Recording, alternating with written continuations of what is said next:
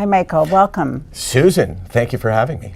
So, Michael, I want to talk about you and your beginnings. Where did you begin chasing your dreams to be a sportscaster? How did that play into your dream, really? You know, I think in a lot of ways, Was it a dream? It was my dream, Okay. But I never thought I could actually realize my dream because I didn't know anyone who did what I wanted to do. So I came from a traditional Jewish home. We went to Beth Tzedek, and my dad was an orthodontist. My brother is a kidney doctor. My uncle, the only one I had, was a chartered accountant. So there was no sports broadcaster in my family. So I had not so much role models, but I had no one to look at and say, well, if he could do it, I could do it. And that delayed, I think, me going for it. But my biggest advantage was the fact that I had no other options. I found out when I was in second year at the University of Toronto, I was failing out. And you're thinking to yourself, no, I probably wasn't failing out. No, I was failing out. Mm-hmm. And I realized, I don't have anything. Medical schools aren't calling me. Law schools aren't calling me. So I may as well take a run at the one thing that I want. So I made this commitment in my head. I walked into campus radio at the University of Toronto. I pushed the button, red light went on, I started talking, and it was like, okay, there's a place in the world for me, because there had never been anything that had interested me before. And was it sports? Was it specifically sports that Specifically interested you? Sports. And I think as time went on, I enjoyed broadcasting, like the art of broadcasting, the challenge of broadcasting, talking on camera, the performance aspect of it, more than I did actually the subject matter. So I would have been happy talking about just about anything. Sitting here today, I'm just as happy talking about anything in my life and not talking about sports at all. So I want to move on to hashtag Sick Not Weak, which is your creation. Let's talk about, I love that because, referring to mental illness, right. How they're, you're validating. They're sick, just like a physical sickness. They're not weak. So you tell me why you created this, and it's really exploded. It's given people a platform to express themselves. One of the first speeches I ever gave was at Mount Sinai Hospital it was like Young Achievers Group. I don't remember what it was called.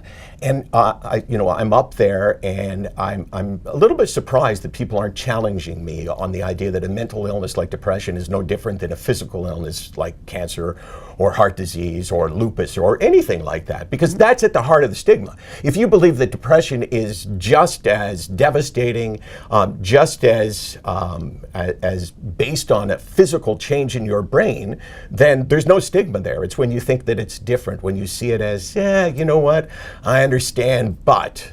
So I thought someone would challenge me on it. No one did. So I said, please, someone, I know you believe this, people in the audience. More than half of Canada still sees mental illness as a weakness. I said, someone, challenge me. And the guy put up his head and said, okay, I will. And we went back and forth. And I said at the end, I'm sick, but I'm not weak. And I don't know how I mentioned it again, but I did, and it kind of just stuck. And we started a charity in 2018 with the mandate to show the world, Canadians, that a mental illness like depression or anxiety is a sickness, not a weakness. And if you can do that, especially, more for men than for women.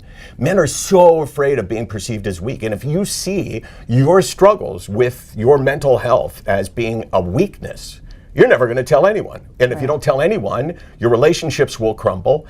If you don't tell anyone, you will never get better. And if you don't tell anyone, you will waste that period of life. I always say that suicide is the greatest tragedy when it comes to mental health, mental illness, obviously. But it's also tragic if you live with a mental illness without searching out the help, because you have given up that time in your life that you will never get back.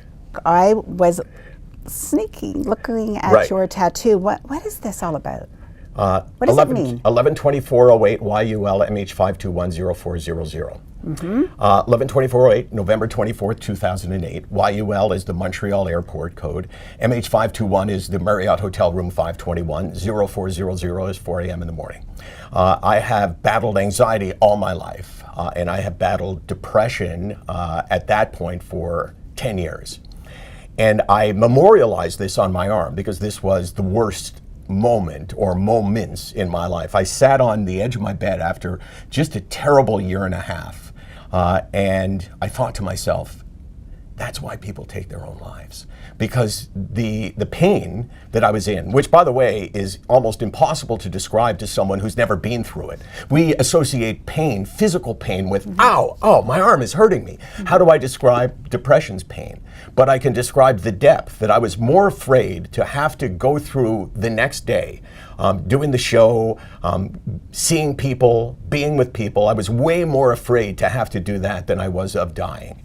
And I think it's really important to talk about that because, you know, like people don't talk about suicide. People don't talk about, they try not to talk about depression. And, you know, I'm here to say that, yeah, I understand how painful it can be.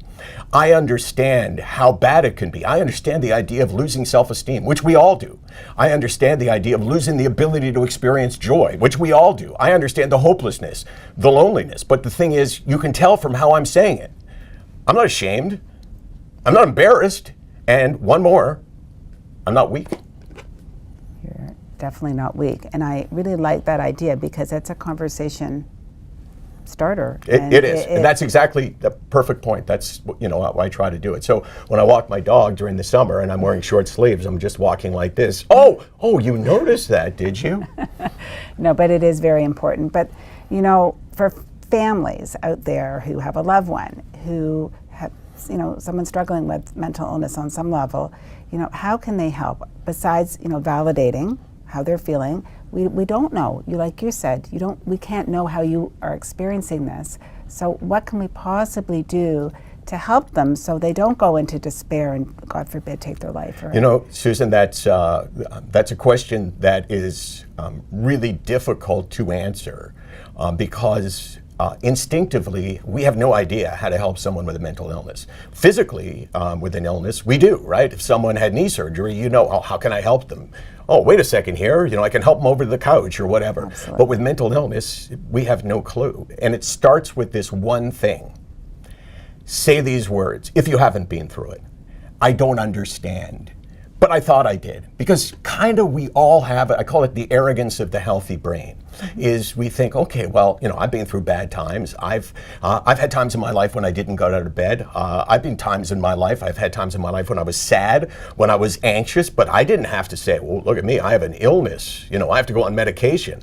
I'm strong and he's weak. That's how the healthy brain thinks about it. And that's how I thought about it before I was diagnosed. I thought, like, what is that, depression? You know, like suck it up kind of thing. My dad died a year and a half ago. That makes me sad, but it doesn't make me depressed.